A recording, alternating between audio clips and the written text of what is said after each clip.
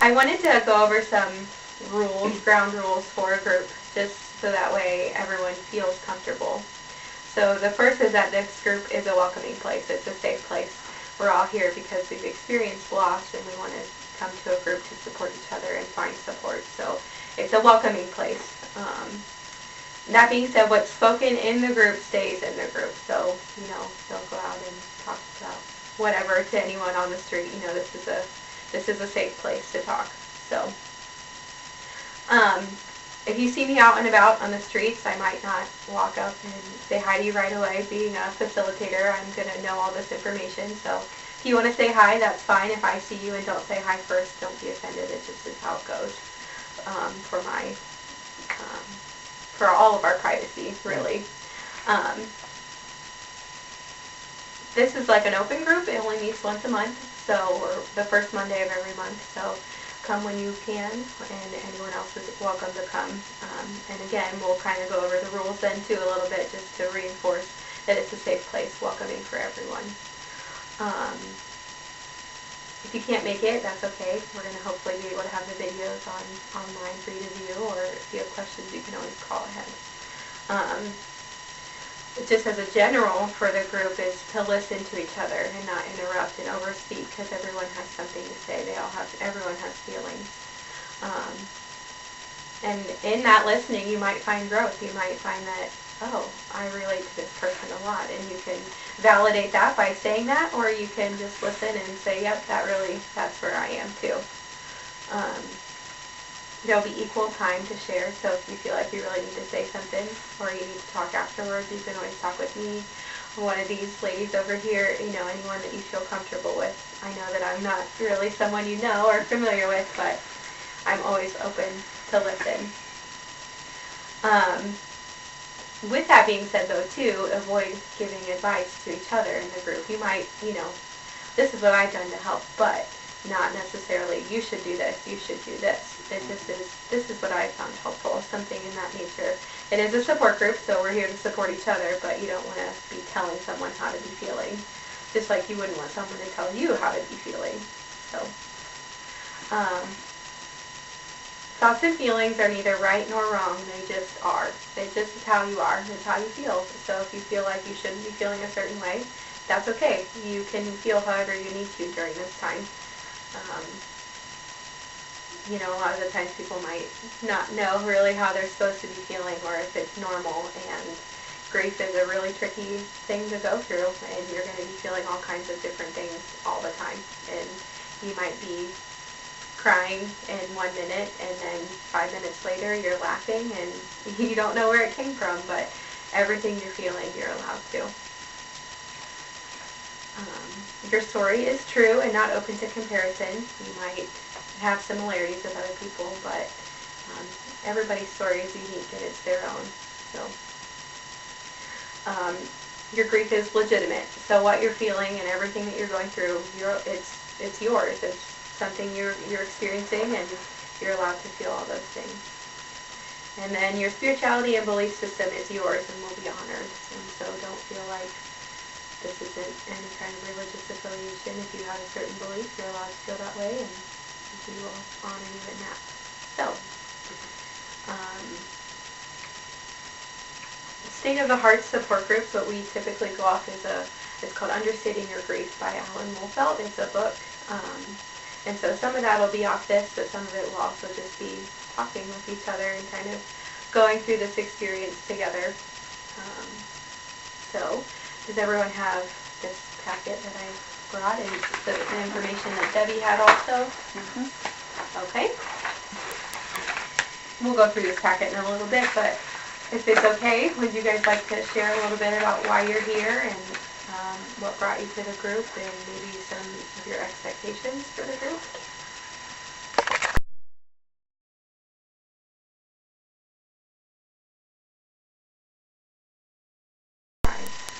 For only those in your same boat may know of something new. You listen, tell, you cheer, you quote, and lend a shoulder too.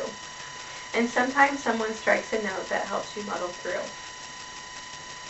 I like this for support groups because the different things it talks in there, you take off your mask. You guys ever wear a mask during the day? Mm-hmm. When people ask you if they know, maybe the day following, they know that what happened the previous day, and you hold it together. But You just have to hold it together. Right. I think the thing that's important to note too about this kind of support group is the way that our society is kind of changing, and pet loss really isn't acknowledged as a true loss. They think, well, it's just a dog or it's just a cat. And a loss is a loss, and so it's important to feel like in this group you can talk about it, and we are going to accept your feelings, we're all animal lovers. I haven't, I do have a pet, and he's getting old, so I'm kind of dealing with the anticipation of what's going to happen for him. But in this group, it's a place where we all know the feelings, we know what we're going through. And thank you for being here to kind of be a support for other people. That's really important too.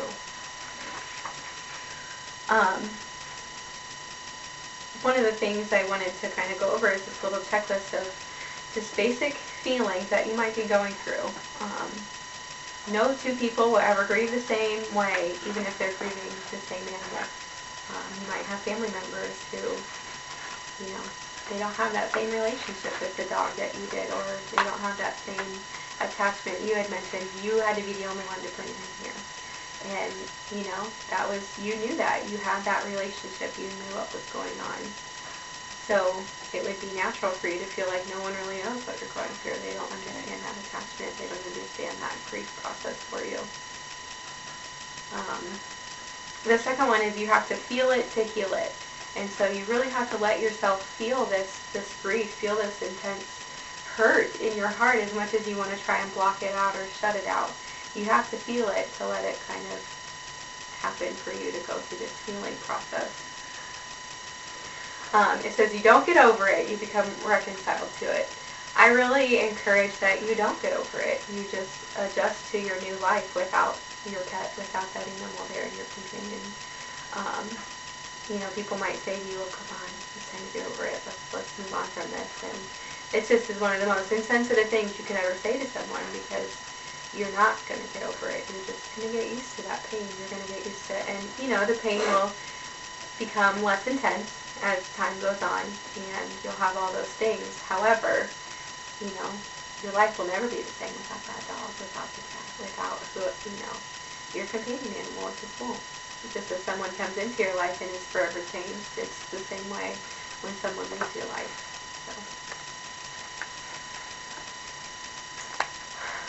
This kind of is, this next one, there you talk about the stages of grief. Have you guys heard of the stages of grief at all? Kind of, a little bit. There was Elizabeth Kubler-Ross, she wrote about the 5 stages of grief, and there's 5 different stages, and one thing that really wasn't made clear is that it doesn't really go in order. You might one day be really accepting of the loss, and acceptance you would think kind of comes at the end. So you're like, okay, I'm moving towards the end of everything, I'm going to be okay, and then the next day you're back to that, did I do the right thing, should I have done this? You learn about a new medication, you learn about a new thing you could have done, and you're back to this whirlwind of thoughts and feelings of what's going on. And so your grief will be unpredictable. You don't know how it's going to happen, and how different things will affect you. You might see a dog on the street that looks like your dog did. Or you might be flipping through a magazine and there's a dog toy that you are like, oh my God, I just love this. And then it hits you, oh yeah, I don't, you have that loss and you have to relive it all over again. And so different things will come about in your life that will be difficult for you. You need other people to help you through your grief. So this is so great that you're here for this support group, because we all have each other. You have someone who understands and who has felt that pain that you can talk with for this. You cannot embrace the pain of your grief all at once.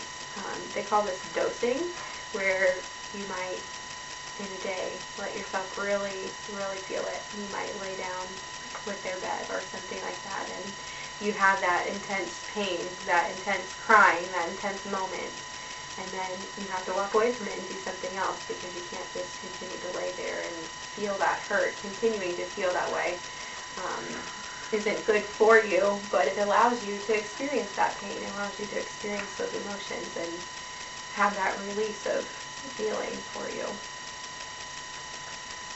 This grief journey, this grief work that you're going to do is going to be one of the most difficult things you will do, whether you're grieving the loss of a pet, or the loss of this pet is also the loss of a continued relationship, whether it be this was your child's pet that you got for him when he was 5 years old, and he's now moved out of the house, and you still have the dog there, and then when the dog passes and your son's no longer living at home, you have this end of everything that kind of comes to reality.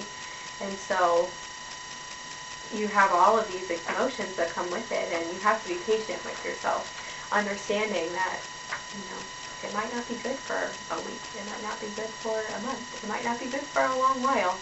You have to allow yourself to be okay with where you are and then what you're feeling. There might be a time where you search for meaning. What am I going to do without this dog in my life? What am I going to do?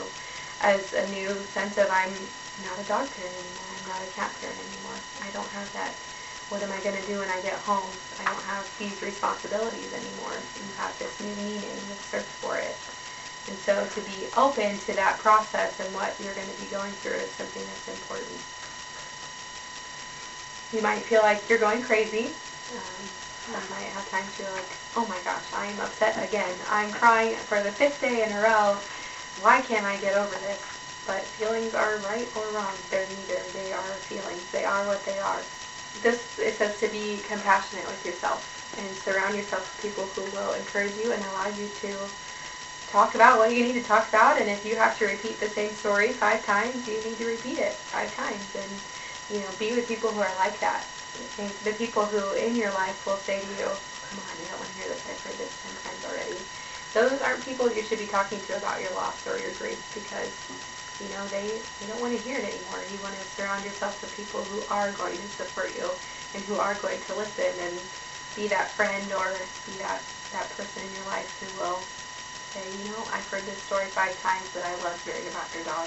I remember this. And someone who maybe will share stories with you and allow you to have that too. Sometimes sharing those happy memories is a good way to grieve also. A lot of times people think that grieving is just sad and crying and you're depressed, but sharing stories is really powerful for people. And you learn a lot about different people in your life too, who they might have been very supportive of you, with the loss of a grandmother or something else, but when it comes to pets, they don't understand it, and so they can't be supportive for you at that time. You learn a lot about your friends and that family. I'm going to talk about crying a little bit. Crying shows how much you love them, and whether you feel like you're crying enough or not enough, if you weren't crying is healthy sometimes in our society too. We just talked a little bit about how pet loss really isn't acknowledged as a true loss right now. It's something that you feel like you might have to hide from people. But crying is kind of viewed as the same way. It's like a weakness point or something that's not accepted. Oh, they're crying. There's something wrong with them. Nope. You have every right to be crying right now. And that's okay. Crying and tears are all normal, and that's something that actually helps get that release for you. And, you might find release in taking a moment to yourself, allowing you to just be quiet and have that downtime. When someone like me, I need to cry for 5 minutes and then I'm fine, I can move on. All of those tears are normal, even though you might feel silly crying. Stories, and I'm so appreciative of you guys sharing them, because I know it's kind of an intimidating thing to come to a group where you don't know what's going to happen. And the packet, this is kind of for you. There's 10 inalienable rights as you journey through grief. It's kind of like a Bill of Rights that we talked about. You have the right to experience your own unique grief. So like we said, nobody's the same. So what you're feeling is all for you. You have the right to talk about your grief, and we encourage you to do that because talking helps. Even if it's sharing stories, not necessarily I'm sad today, but I need to talk about my dog, and that's okay. You have a right to feel a multitude of emotions.